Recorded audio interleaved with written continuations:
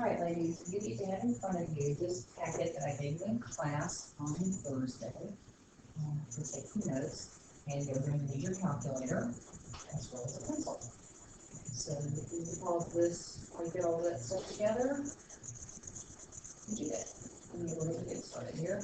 We are going to now do formulas that we have to sort of create on our own. We don't have a formula for this shaped figure here. This shape of the figure is an L, and we don't have a formula for an L-shaped figure. But if you cut this figure up, the dotted line here, you end up with two rectangles, and we can write an equation for the area of this figure by adding the area for this small rectangle here, area 1, and this larger area here, area 2. So I've written that over on the side. You're not going to have to write all these formulas down, but I've kind of done it for the sake of our notes so we can help keep up with things.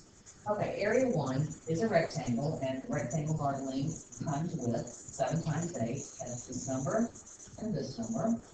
And then area 2 is this big rectangle. You need to notice that that 6 is not going to be the number that goes all the way down that rectangle. 5 is, but the 6 isn't good enough. We need to go all the way to the bottom. So this long side over here is made up of this short side of 6 and also this side of 8. You pull that 8 right over here, you'll see that's 8, that's 6. And if you put them both over on this side, you get the total length. Whoops, 8 plus 6 is 14.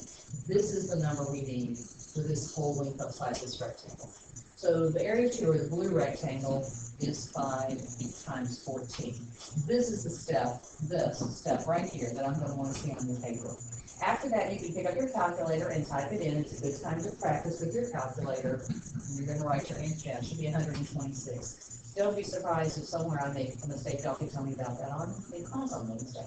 Okay, 126, and then you need to get your units on here. We're doing area, and the units for area, centimeters squared for this problem. All right? I've drawn the picture again. This is the exact same L-shaped figure, but this time instead of cutting it down, like I did in that problem, I cut it across. And I still got two rectangles, but they are two different rectangles. So let's see what happens when we pick a different way to cut the figure up, area 1 and area 2. Once again, we have a small rectangle here. That's 5 times 6. And then we have a big rectangle here, and again, the 7 right here doesn't go all the way across. So I can use this 8, that's one of the numbers, 8, but I need to know how far is it all the way across here. The 7 is part of it, but the other part of it is this 5 right here. That would be 5, and then you take both this and this down to the bottom and get 5 plus 7, which gives you the distance of 12. So the big rectangle is 8 times 12. So you can see that we got different values. I cut this up in different ways. And at the top, on the first one, I had 7 times 8 and 5 times 14. And on the bottom one, I had 5 times 6 and 8 times 12. But when you type this in your calculator or when you do the computation, you find out that it gives you the exact same answer.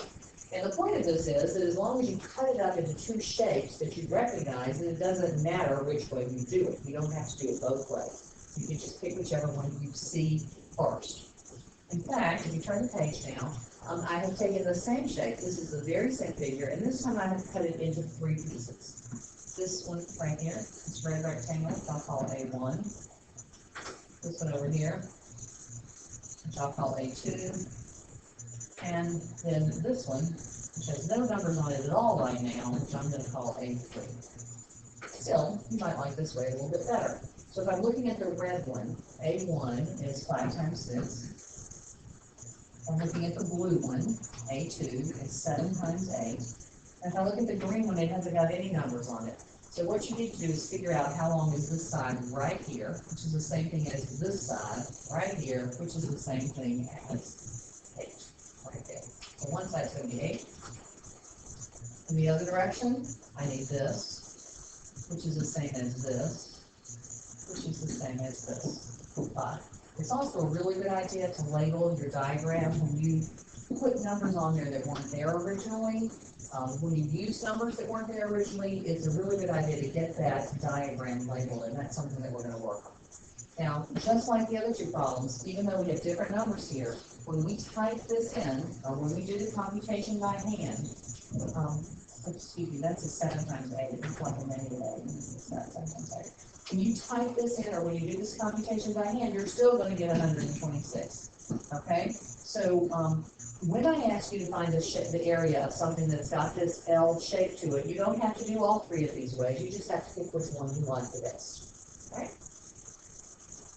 Now, the next shape is not an L-shaped figure, but it also is a figure that is composed of two figures that we do know. One figure is a rectangle, area 1, and the other figure is a half a circle, area 2. Notice it's not a whole circle, it's a half a circle. Okay? It's a half. All right, so we'll do A1 first, because that's easy. Length times width, 5 times 9, or 9 times 5. Then I need to think a little bit about that area of a half a circle. Now, a half a circle in math is usually called a semicircle, which is the same thing as half a circle. Okay? The formula for the area of a circle is pi r squared. That's a whole circle. This is a half a circle, so we just divide it by 2. That's the formula that we're going to need for area 2. Okay? You don't have to always write that down, but you certainly have to think about it. All right? The next thing you have to notice is that you need the radius. And I do not have the radius up here. I have instead the diameter, which is 9. This 9 is the same as this 9. But if I cut this right here and make it the radius right there, it's not going to be 9, it's going to be half of 9. So my radius here is not 9, my radius is 9 over 2, or you can use 4.5. That's a little bit easier to type in the calculator. Okay, so area 2 is, I didn't leave you a very big space for this, pi times 4.5 squared over 2. All right? Once you get it all written down, you're going to, again, get some practice with your calculator. It has a pi in it, so I've got to give you some rounding instructions, hundredths place. Okay? Type it in your calculator carefully. I'm going to write out several. There was a lot more numbers than this. Okay? I'm rounding it to the hundredths place, which is 2 decimal places. And this 8 says I need to round up, so my answer is 76.81. I'm doing units of area again, so the units are squared. In this case, meters squared. Okay? Combination formulas. Picking 2 formulas and adding them together to create what we need. All right, this next one is also area, still doing area, but this time instead of putting 2 pieces together, I've cut a hole out of it. There's a hole in the middle of this. And when you have a picture that's got a hole in it, you're not going to be doing addition, you're going to be doing subtraction, because you have to cut the hole out of the formula as well.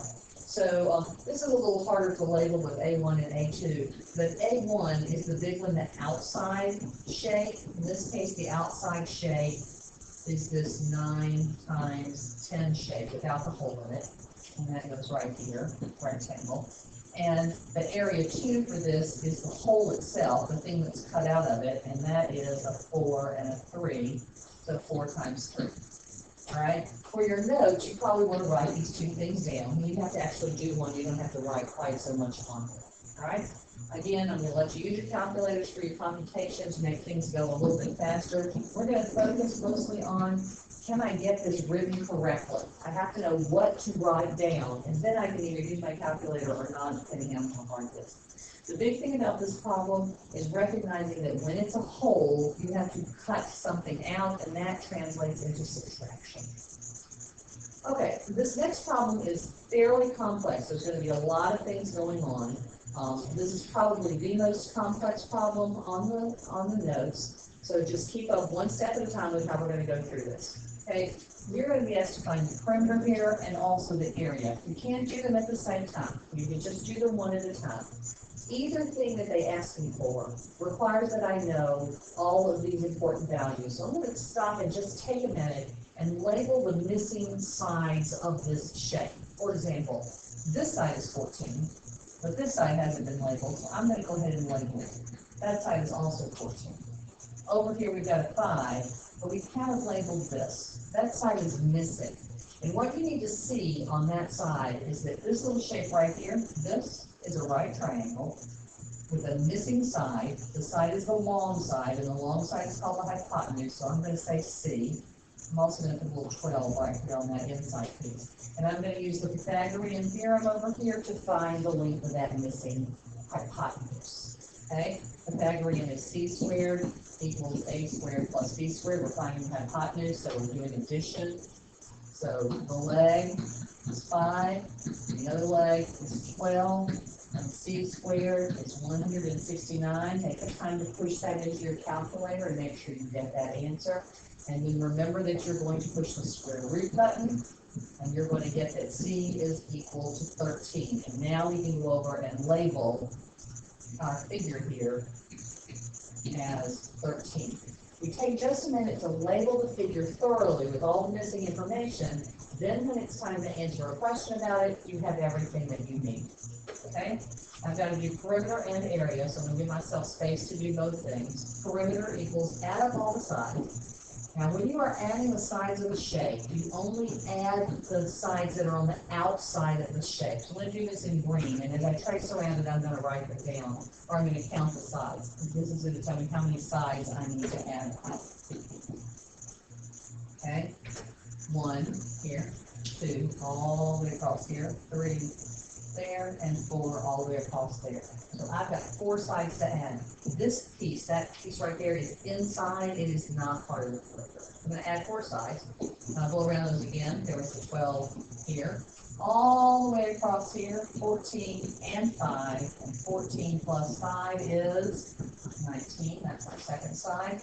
My third side is the one that I found here using the Pythagorean theorem, 13. And my fourth side is the one up at the top, which is 14.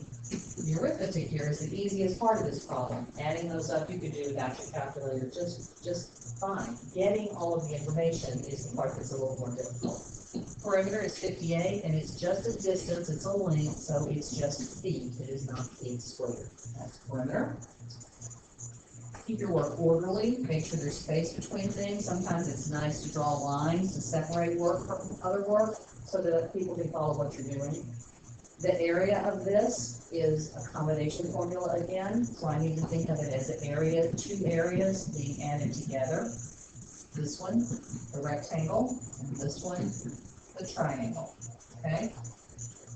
Not go too far. So area of a rectangle, that's the easy one. Area of a rectangle is length times width, 12 times 14. You can use dots or you can use parentheses. Area of a triangle is base times height divided by 2. Remember, the base and the height are the 2 legs, this piece and this piece. 5 times 12 divided by 2. That's the formula for area of a triangle. You don't need the 13 for the area of a triangle. And a little more complicated arithmetic, type it into your calculator, and you should get 198. And the units on that are feet squared. Okay? Anytime that I'm going a little fast, just pause the video, stop, check on the calculator, and make sure that you're getting the same answers that I got. All right, those are the ones for area and perimeter. And it had that little extra bit of Pythagorean theorem. All right, the next one is angles. Now, we already did notes. You've already taken on angle with those problems. Hopefully, you've done that pretty easy. These are combinations of those angle problems. So you have to be able to kind of separate and look at pieces of this without seeing the whole picture right off the bat. So right there, I need to find all of these missing angles. There's a missing angle right here, and there's a missing angle right here. I need to find both pieces, both of those angles. So what you need to recognize is that if you kind of just cut this apart and only look at this part right here, didn't look at anything else, can you see that this is an example of that straight angle right there? It's an example of a straight angle. So to get that straight angle, that starts with 180. This is your first step. You're going to take 180 minus 118. And 180 minus 118 is 62. That's looking just at this little corner right here, not paying any attention to all this other stuff over here. Okay? Now I need to get rid of all those lines up there. Okay? So we found 62. That's number 1, and that's going to go right here. Let me do this in red. Right here in this spot. Forgive me for my degrees just look like dots. They really should be in a circle. Okay? So we got the first piece. That was part 1. All right? Now we're going to go over and try to get the second one. This one over here. This is going to be number 2. And this time we're going to look at this part of it, which is a triangle, and we're going to ignore that part. Okay? A triangle also starts with 180 degrees, and I'm going to subtract the two angles that I've been given, the one that I was given and the one that I found on my own, minus the 35 and minus the 62, and when you do that subtraction, you get 83.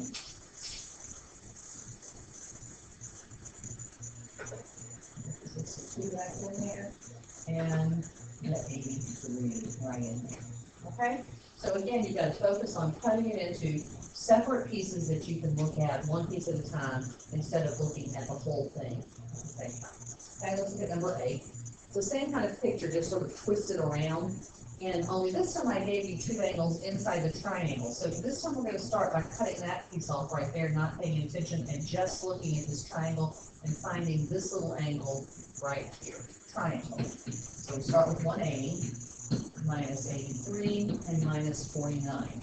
180 minus 83 minus 49 gives me 48, and I can write that number right in here, 48 degrees.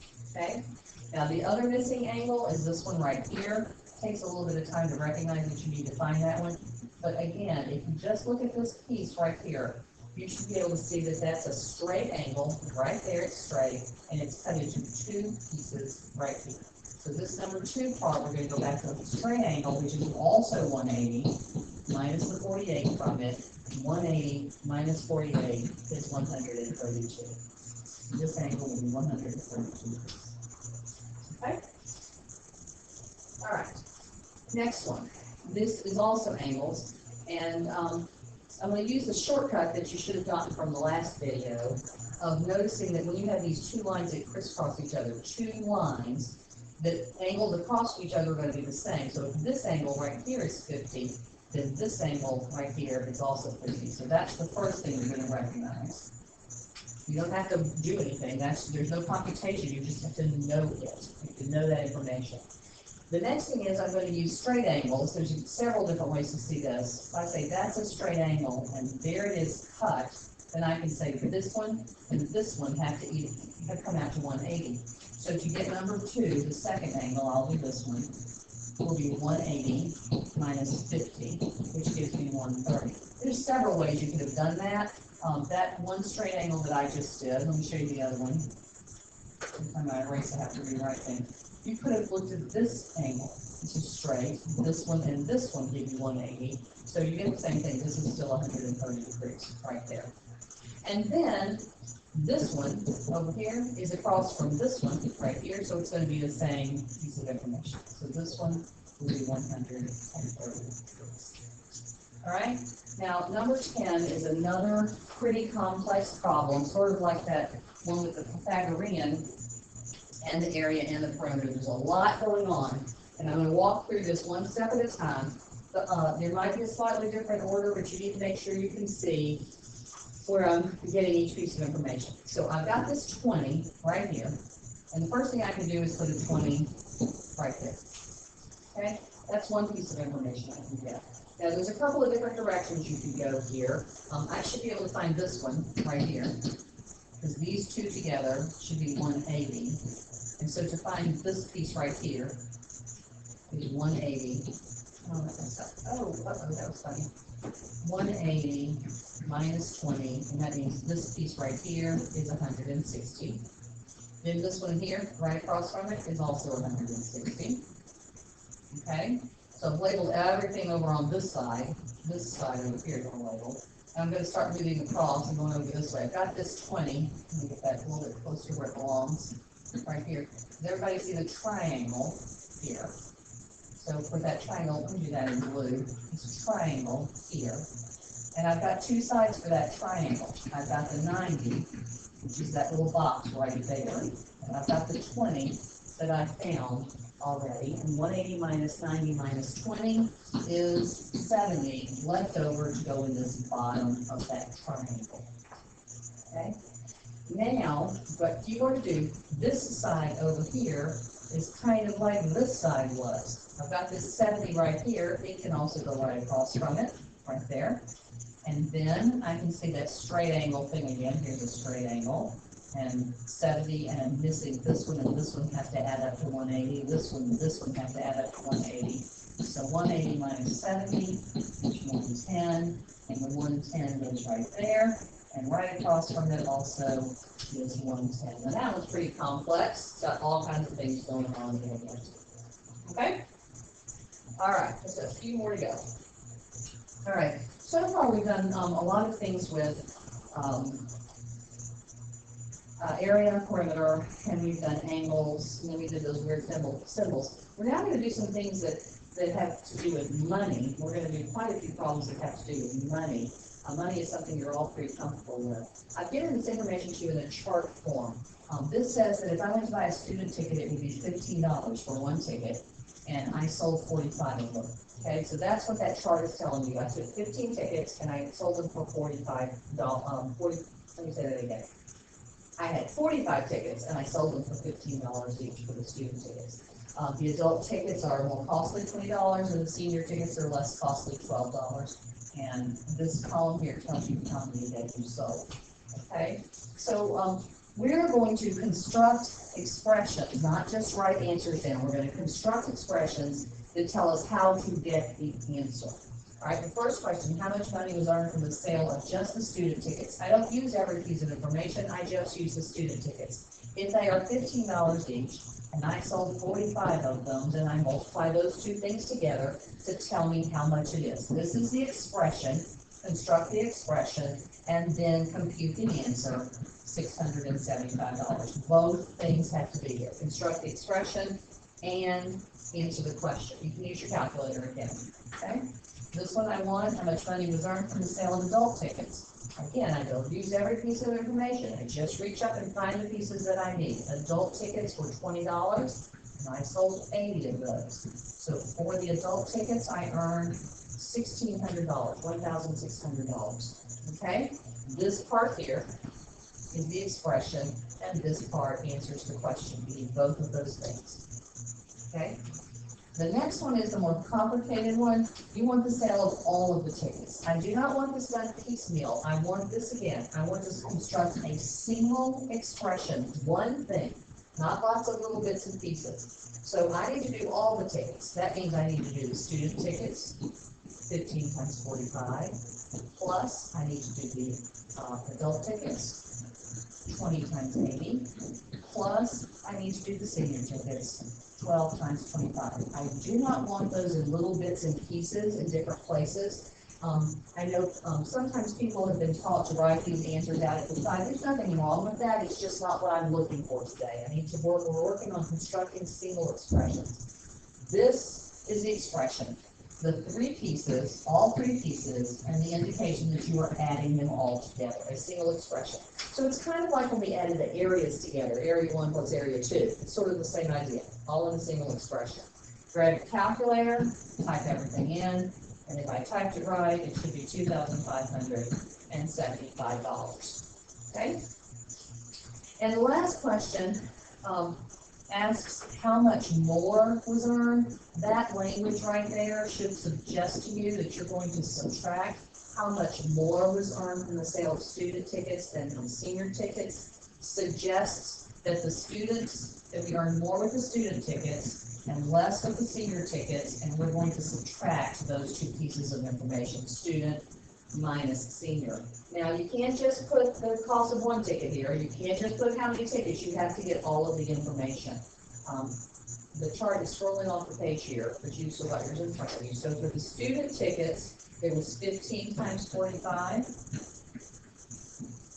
And for the senior tickets, it was 12 times 25. And I want to say again, I want to see this step.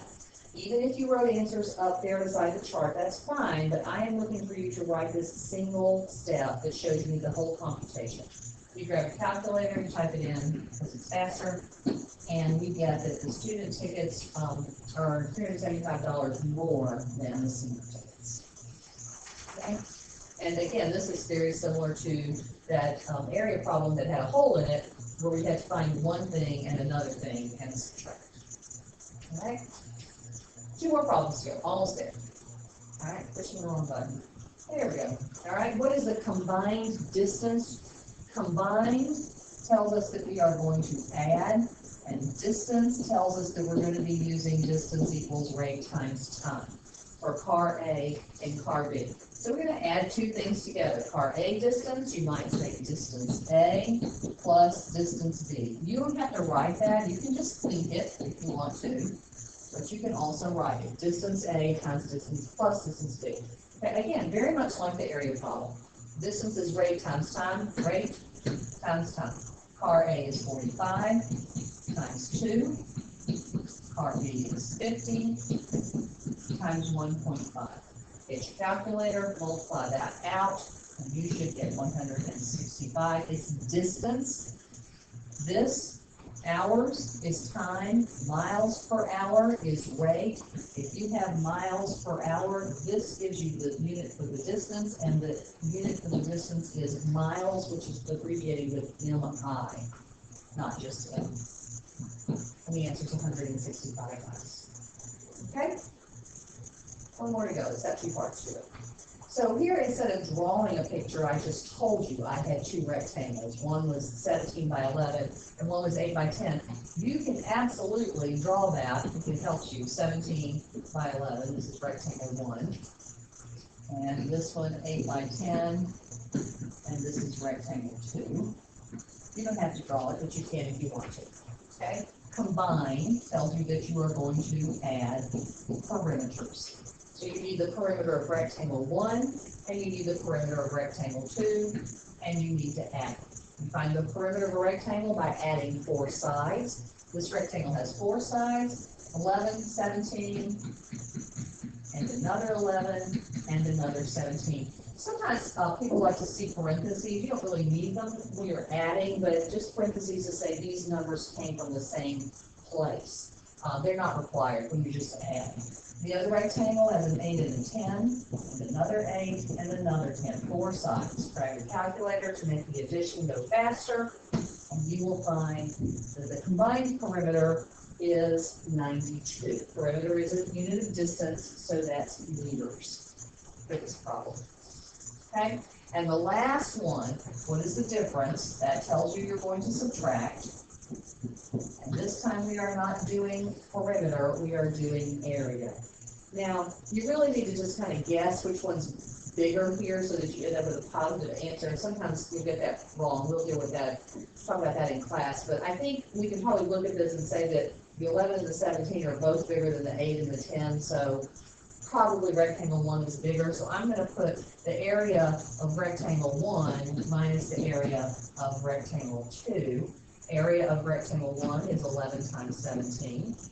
Area of rectangle 2 is 8 times 10. I'm going to pick up my calculator, make the computation go faster, and get the answer 107. This is area, so instead of meters, it's going to be meters squared. Okay? I want you to go back through these notes, listen to the video again if you need to, and I want you to grab a highlighter and mark any problem that you would like me to go over again in class. I'm not going to have time to do all of them, but if you have several people that want to see one of these examples worked again or talked about again, I will do that. Or you could just circle if there's one number that you're kind of like, oh, whoa, I don't know how she got that number. You could circle that number with your highlighter and ask me where that came from. Okay? All right, there is no extra work associated with this. You just have to copy these notes and have them in your notebook when you get to class next week.